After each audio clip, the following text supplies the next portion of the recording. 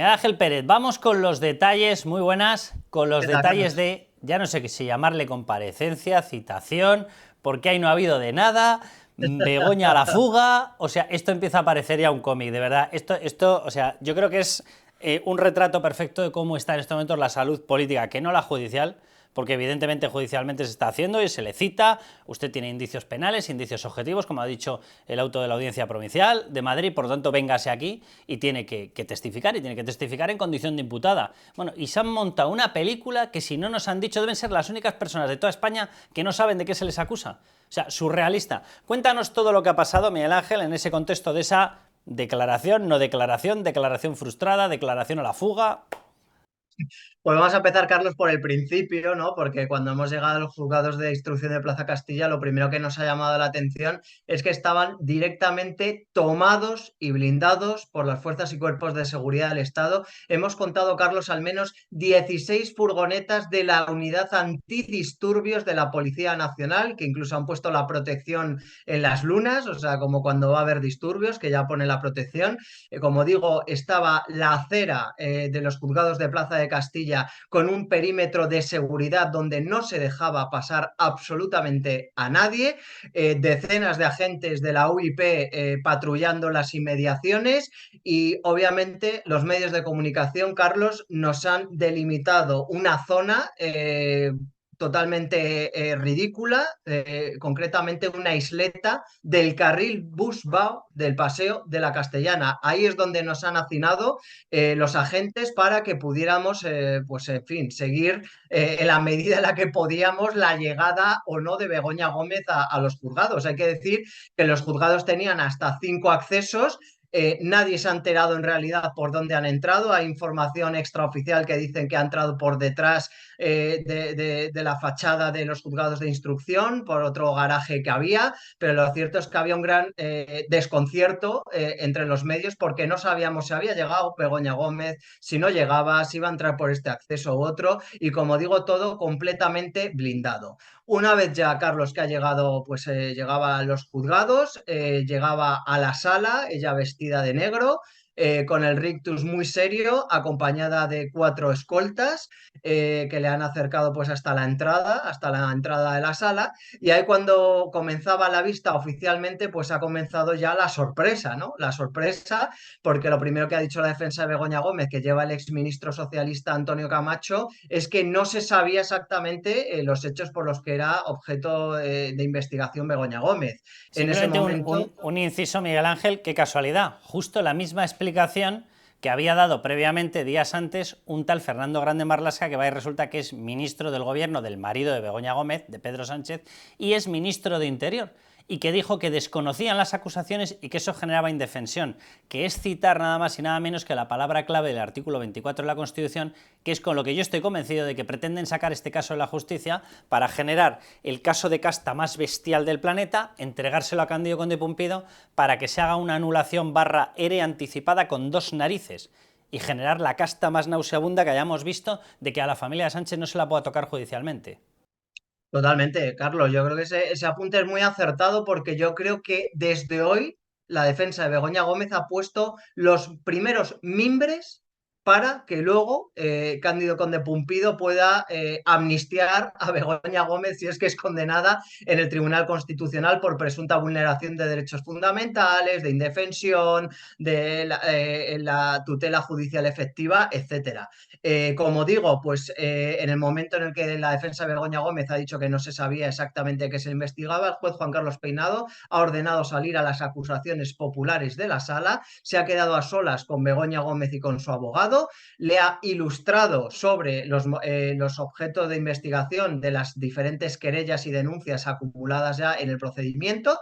Luego ha dejado el juez pasar nuevamente a las acusaciones populares y ahí es cuando la defensa de Begoña Gómez ha dicho que no se le había notificado oficialmente la querella que había presentado la asociación Hazte Oír, que está también personada como acusación popular, una querella en la que recordamos Hazte Oír pues denuncia entre otras líneas de investigación el famoso software apropiado por Begoña Gómez en la Complutense, las subvenciones al grupo Inmark del Estado mientras Begoña Gómez sigue siendo accionista, etcétera. Antonio Camacho ha dicho que no se había notificado oficialmente esa querella que se había acumulado en el procedimiento y que por lo tanto se tenía que suspender la vista porque esto provocaba una indefensión a Begoña Gómez.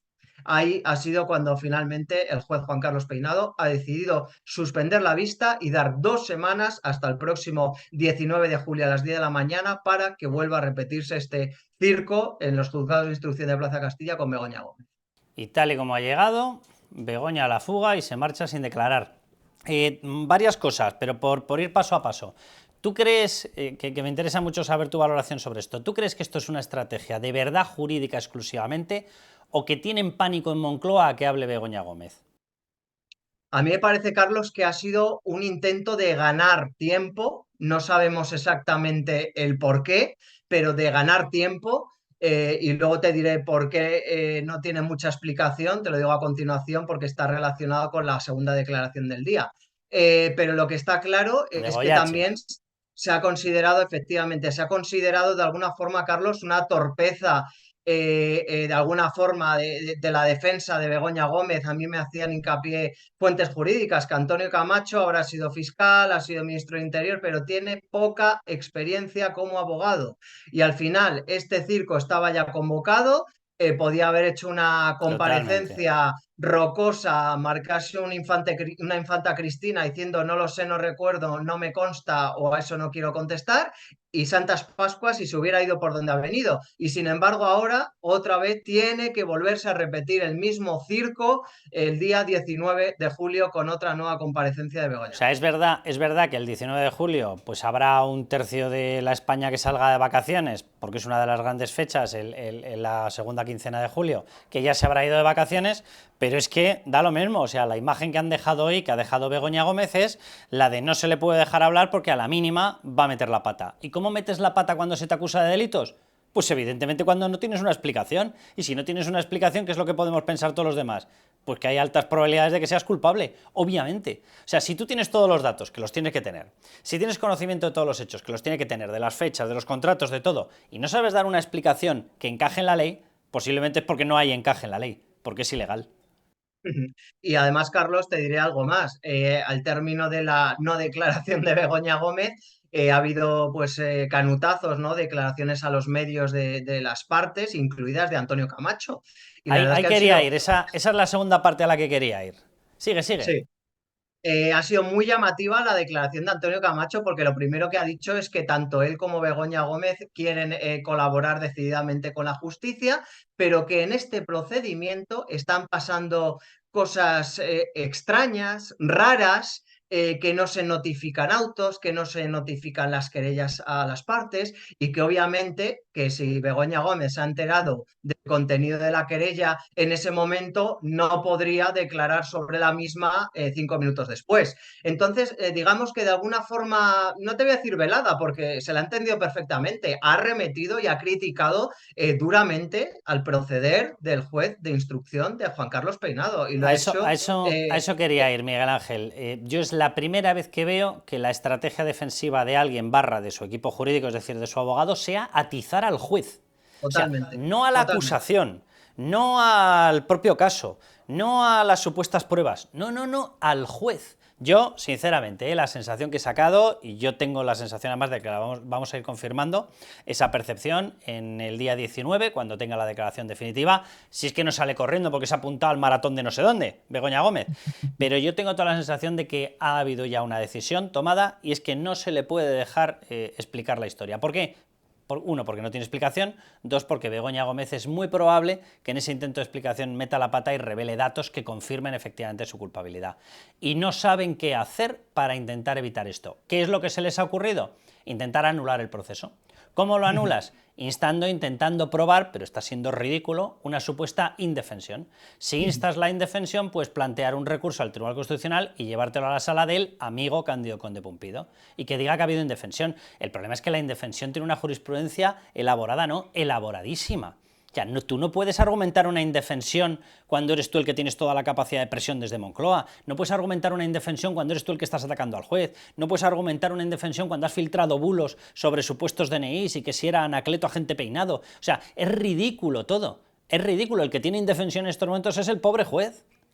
Yo creo que ahí ha estado hábil Juan Carlos Peinado porque se ha dado cuenta que obviamente Totalmente. esto era una trampa. Es decir, se podría haber hecho realmente la declaración porque nadie se cree que tanto Begoña Gómez como Antonio Camacho no se supieran al dedillo el Hombre, contenido de esa querella, a pesar de que no se la hayan trasladado oficialmente desde el juzgado. Por supuesto que se podía haber hecho la declaración, por supuesto que estaban preparadas todas las preguntas en referencia al contenido de esa querella de hazte oír, pero obviamente Juan Carlos Peinado yo creo que ha estado muy hábil y no ha caído en la trampa, porque si no, como dices, esa hubiera sido ya la primera alegación de un futuro recurso de amparo ante el Tribunal Constitucional de Cándido Conde Pumpido por indefensión.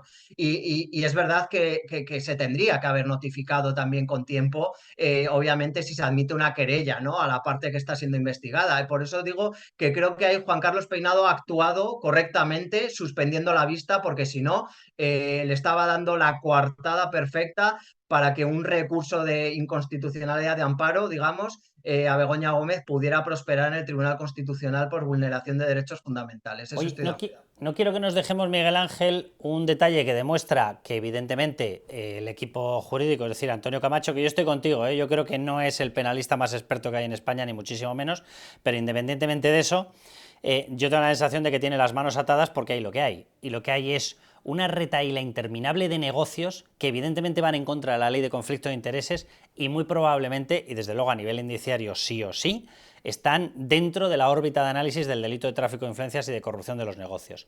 Hay cartas de recomendación, hay reuniones, hay testificales, hay documentos firmados, hay incrementos inexplicables del dinero obtenido en concursos públicos, etc, etc, etc. Pero no quiero que se nos pase por alto que a partir de ahora Begoña Gómez va a tener que dar explicación también, por ejemplo, de lo que ha dicho el rector de la Universidad Complutense, de Goyache. Y va y resulta que Goyache ha certificado que para crearle la cátedra a ella, que no tiene titulación universitaria oficial, nada más y nada menos que le llamó Begoña, lo llevó a la Moncloa y le recibió en la sede oficial del gobierno de España. Hombre, prueba mayor del tráfico de influencias es complicado encontrarla.